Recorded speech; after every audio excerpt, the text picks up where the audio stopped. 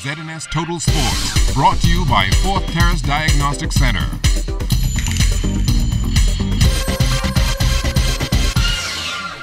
Welcome to sports, everybody. The countdown is on for the 2015 IAAF World Relays, May 2nd and 3rd at the Thomas A. Robinson National Stadium, and tickets will soon go on sale. Our highest price ticket is likely to be $65. Now that may sound high, but I tell the story of the 2012 Olympic Games, which I attended and my wife attended, and I bought several tickets for her. One session, it was the best session, by the way, the session at which the Bahamas won the 4x400 meters.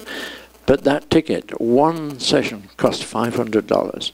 So we will be seeing the same athletes that were in the Olympics and in those relays for a matter of the most expensive ticket, $65, and I think the least expensive is $12. Now, the 2015 World Relays have been moved up a couple weeks compared to the inaugural edition last year, and event chairman, actually Vice Chairman Mike Sands, explains why. A lot of athletes and countries in particular, as you know, would prefer to start their season off with relays as opposed to really start the season off in individual event that can really put a lot of stress. And bearing in mind that this is a world championship year, the IAAF took that into consideration, and so when they asked us to consider the change, we, along with the Ministry of Sports and the Office of the Prime Minister, sought the permission, because as you know, while this is not the forum, there was also the carnival that is taking place as well, and so there was collaboration among ourselves to be able to say to the IAAF that we have authorization to move it to the date that they required. Speaking as president of the B3As, Sands also commented on whether or not the Bahamas would be able to field any distance relay teams this time around. It is our desire to be able to participate in all the events, but we also want to be real to ourselves about not just being the host, but we also want to make a good representation of ourselves in those events. And I will tell you that I've been having discussions with our athletes, particularly now since it has gone to the distance medley, and I just made reference to the fact that you may find countries that can have one or two athletes in a particular event, and so we are looking very closely at how best we can maximize our athletes, particularly on the home soil. Some breaking news coming out of the Government Secondary School Sports Association. C.R. Walker Senior Boys basketball coach Trevor Grant has been suspended. GSSSA President Kevin K.J. Johnson provides us with an explanation. Mr. Grant broke some violation when it comes to not finishing the game of basketball against C.V. Bethan and himself last week, and I was just waiting on the report, and I got the report.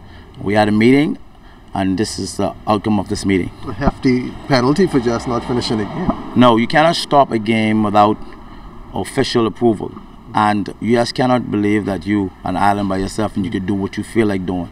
There's a rules and regulation that all of us have to govern by, and this is one of the penalties that govern him. He's going to have an opportunity to appeal through the Principal Association, and we'll wait to see. But as of now, he is suspended for the rest of the calendar sporting year. Will this team, the Knights, will be able to play in the Senior Boys regular season? I didn't want to say it, but you know, both teams had a fight last night in the gym, and both R.M. Bailey and C.R. Walker are suspended for the rest of the year too.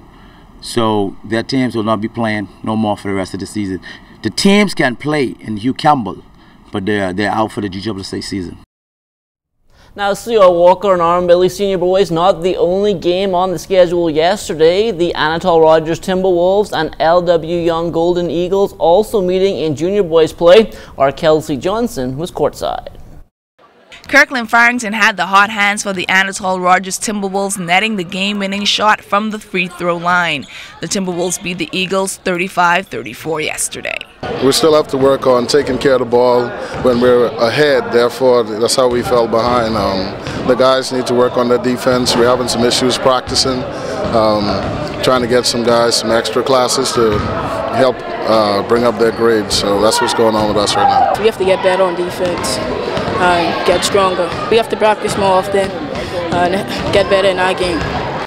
The Timberwolves moved to 6-4 on the season while the Eagles are still searching for their first win. In fact, all of their losses this season were nail-biters, 1 or 2 point deficits. I think first of all, the guys just got to they just got to be consistent with the game plan. We have practice in the mornings, practice lunch times, weekends after school. The guys come out here, and a lot of them are young players, probably first time on teams. So I sum a lot of it up to inexperience.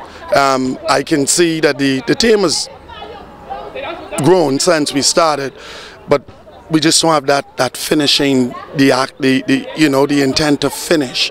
They come down to the wire and then they look at the score, close game, a little bit of time to get excited. They follow the audience and the crowd, the bench, and then lose focus on what we got to do.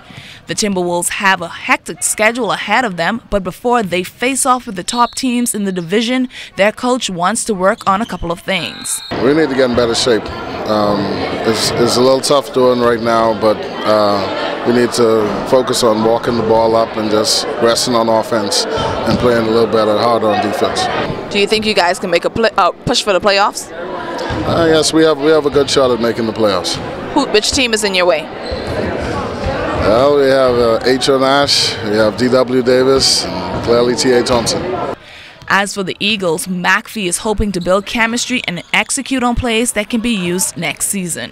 The majority of them are players who are going to return, a lot of 7th graders, and so they're gaining their experience. It's just unfortunate that at this point it's causing us games that we should be winning, but I just chalk it up to inexperience, and I'm certain that next year they'll be a better team in terms of following, being committed to what they practice, and coming out and executing. Both teams will return to the court on Wednesday. Kelsey Johnson, ZNS Total Sports. All right, thanks a lot, Kelsey. Now the Province Basketball Association also back in action last night at the AF Adderley Gym. The Double R Services Cleaners took to the floor first against the COB Caribs. We picked this one up in the first quarter. Ruben Goodman drives baseline for the Caribs. Shot, no good. He gets his own board. The putback is off, but Charles Taylor there to tip it in. COB working the ball around the perimeter. Justin Smith fakes the three, steps in, jumper good. Smith with the ball again. He drives past 3 defenders and lays it in off the glass. Smith still feeling it. This one good from downtown. Up 20-8 entering the second quarter. Caribs still on a mission. Ethan McKenzie drives baseline and he scores. Ball on the floor here. Both teams fighting for it. Smith will find McKenzie and he puts in 2 more. McKenzie in the giving mood this time. He finds Glenn Davis, the hoop and the harm. Off the steal, the Caribs trying to get fancy with the alley-oop off the glass. Goodman can't finish. The Cleaners head the other way. Jerron Adderley, nice up and under. Cleaners, however, they don't get back on defense, and Smith puts in 2 more of his side-high 16 points. Cleaners running here. Renard Minus takes the one-on-one matchup. He gets the basket and the foul. Cleaners fight back from a big deficit, and they hold off the Caribs 71-69. As for last night's feature game, the Real Deal Shockers, they got out to a big lead on the YKS Wreckers, but this one will go right down to the wire with the Shockers holding on for a 93-91 victory. Well, Marathon Bahamas 2015 attracted a large number of international participants, including a French diplomat. It's very hot for us coming from Europe, but I really enjoy it. It's a nice course, one of the best courses in the world. I've been running around the world, so in every climate. So I knew it would be very tough today, and I hydrated enough, and I was able to make it under 4 hours, which was my goal today. I wanted my 100th marathon to be here in Bahamas. That meant that I had to run every week around the world. Every race had to go well in order to be here for the 100th, and I made it. I'm very proud, and thanks Bahamas. And that will do it for sports. Stay tuned, the Bahamas Tonight comes back after the break.